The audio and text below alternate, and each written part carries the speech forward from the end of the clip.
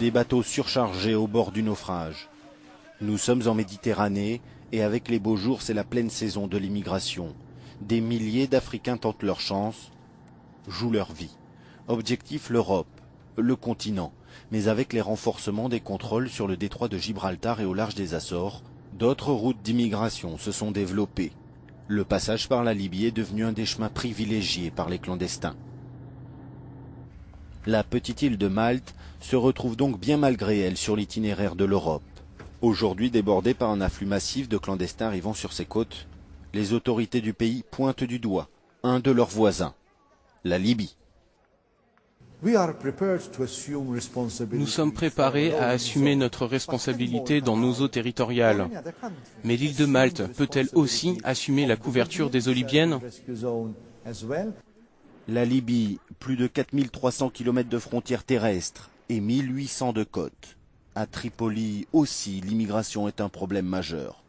20% de la population serait clandestine. L'ambassadeur libyen à Malte nous a accordé une interview.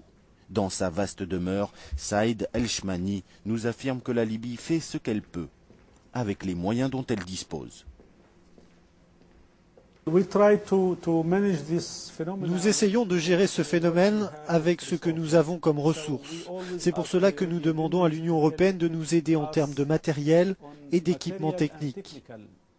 Nous demandons donc des vedettes rapides, nous demandons des hélicoptères, nous demandons de la formation.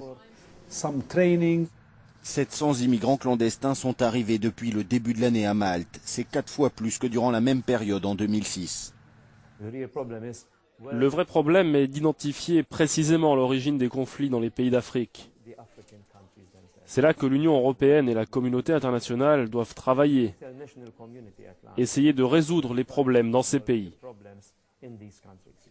En attendant, les sauvetages se poursuivent à Malte. Selon les estimations du Haut Commissariat aux réfugiés des Nations Unies, 210 immigrants clandestins sont morts noyés ou ont disparu en juin dans le détroit de Sicile. Ils tentaient la traversée entre le nord de l'Afrique et l'Europe.